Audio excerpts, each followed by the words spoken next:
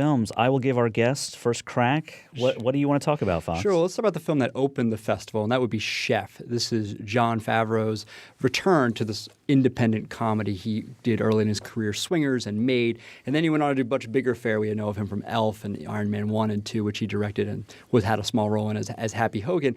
He's trying to come back to a film that focuses on relationships, and he uses food in this particular film to accentuate those relationships. And this relationship about a overworked chef, as the title might indicate, who's in a high-end restaurant. You might think of Restaurant Talent as a good proxy for that.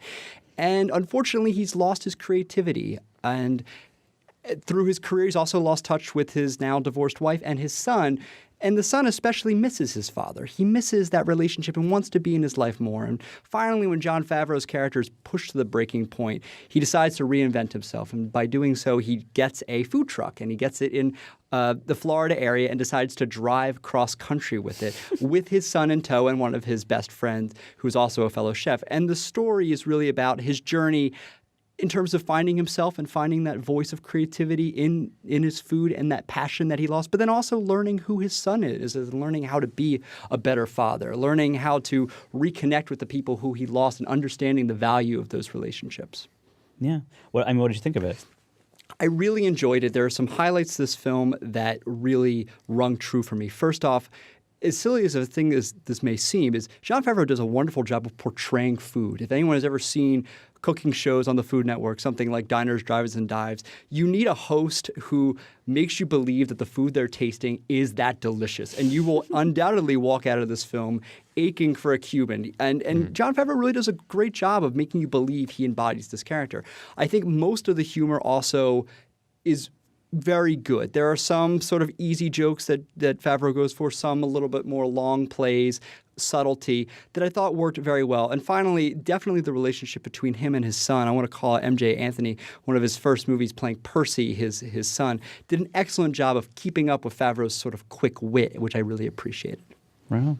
Yeah, one thing I'll say about the movie was I was waiting in line for another film while this premiered, and I think I was able to see Favreau sort of on the red carpet. I think he spent probably 30 to 40 minutes talking to everybody. Yes.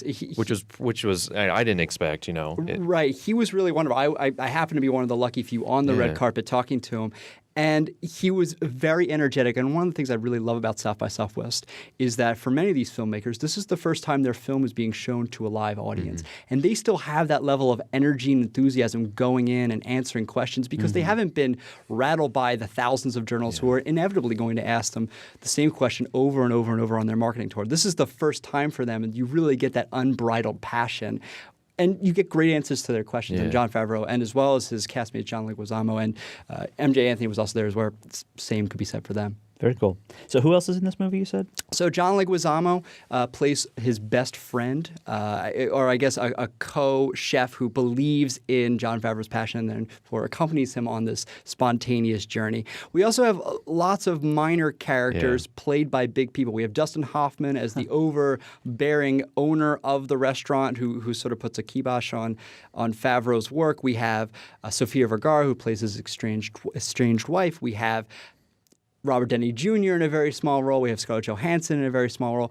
And actually, if I may, that actually brings up one of the downsides to this film is you have these great actors, but I don't know that Favreau gave them enough to do or even had enough time to give their characters enough time to develop. We end up with a story that has these wonderful moments from these great characters and these great actors and actresses, but then has no resolution because Favreau can't find the time to finish and wrap everything up in a manner, and the ending is really where you see that suffer the most. Favreau really wants to give the endings to all these stories at once, and some of them don't need endings, or some of them the endings come a little too quickly. Yeah, that's too bad because I'm seeing that a lot in movies lately, where like big name they're I think the camaraderie among actors now, especially as a lot of actors start becoming directors, is like, hey, my friend who was in this, come hang out come be with in this film, and then it's like, why? Like, give that part to a smaller actor who can maybe do something fun with it and maybe do something rather than just, hey, it's Scarlett Johansson for 5 minutes. Right, and then she's gone and everyone's wondering, well, where's Scarlett Johansson go? Because you can't not remember she was in the movie. Yeah. And each of the characters, he tries to give them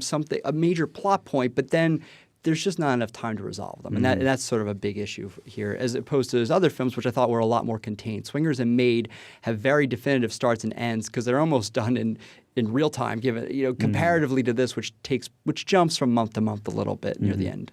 I don't know. Okay, so thumbs up, thumbs down. What'd you think of it? It's a thumbs up. I think especially if you enjoyed Favreau's earlier work like Swingers and Maid, you'll find enough here that seems familiar. It's like an old friend you haven't seen in a long time, but maybe the jokes don't come as fast. Maybe the ease and the familiarity isn't quite as warm as you remember. I think it's a worthy entry to Favreau's pantheon of independent comedies, and I'd like to see him do more. I don't think it's as good as the previous ones, though. Right on. A Place for Film is recorded at WFIU Studios in Bloomington, Indiana.